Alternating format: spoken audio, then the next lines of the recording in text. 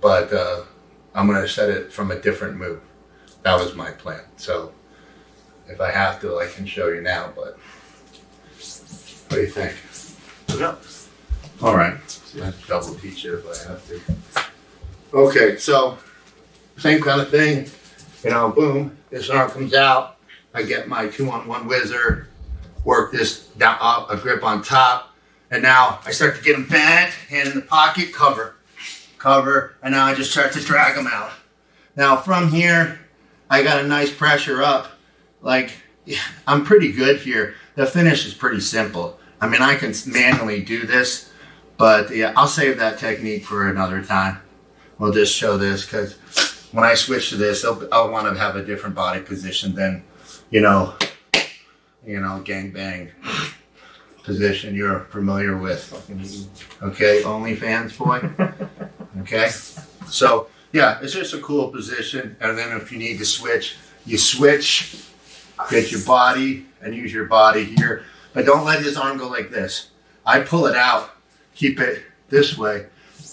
Makes the submission come faster when the arm's a little further up away from the body. You go here and then they'll start rolling. If it's here, it's going to be harder to roll. All right? Cool little move.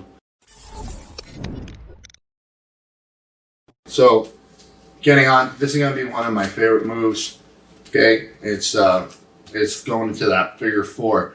Now, I do this one of many ways. I'm going to go through some of them. Okay? We'll start with the most familiar here, as this figure 4. And then can do the same thing like this. Okay? It's a little stronger grip, and it's a little stronger on the forearm here, the radial nerve. So like, you just can really make it tight. And when you push it, you have a good power. Okay? But sometimes it feels weird for a lot of guys not locking their hands. And the reason why this is tighter, because it keeps the elbow tighter to my body. Whereas here, you have to pull it in, and I'll get into that. And when I go to throw it, a lot of times guys feel like they throw it away. But I will show it this way, and then I'll show kind of more of a power way, okay? Yeah, then I have my weird way, which is a different technique completely. It just looks similar. All right, so this one is going to be a figure 4. Now, when I go for this, I don't want to do this necessarily when he's like upright. He's going to be strong. I don't want him to start countering me. So I'm always going to do something opposite first. So I'm going to use that whizzer and basically, moving him. And if I feel, there we go, he stuck his butt out, I start moving him. So now when he comes back up, I'm going to bring this hand in. And as I bring this hand in, I'm going to figure 4.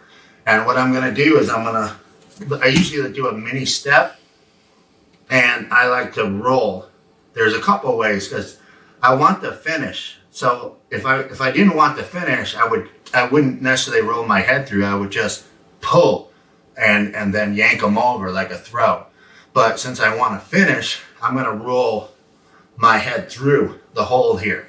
Okay, so I got him to move. He retracts that hand. So now as he's coming up, I lock, and I'm going to roll through, and I'm going to power through. Now, here's the thing, this next technique. When you do this, do not do this. Do this. Keep your elbows in the best you can, and just crank it.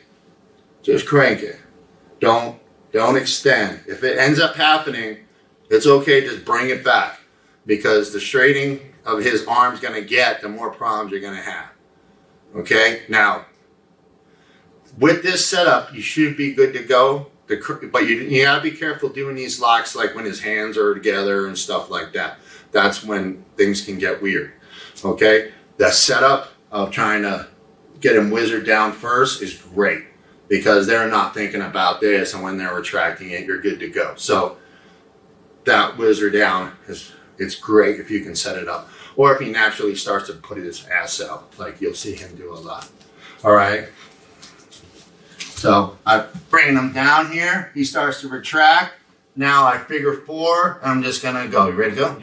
Okay, so I'm going to go. Now get on the wall on top. Now when I'm here, I like to put my head here and I just pull my elbows in to keep his elbow in control and simply crank it. Okay?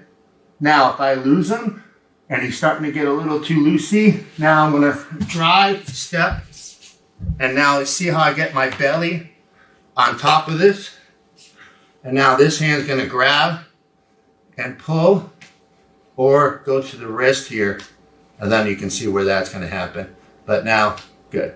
Now there's another option. We're kind of running out of the mat here. I'll show you it on a next technique, but there's a sweep mean lock from here. Okay? All of which means.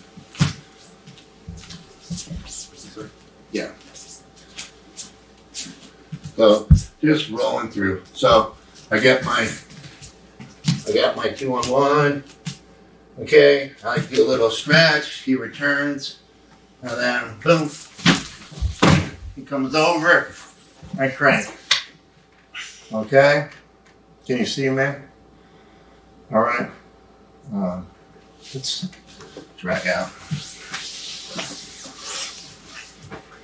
Okay. Here, cranking it here. Finish.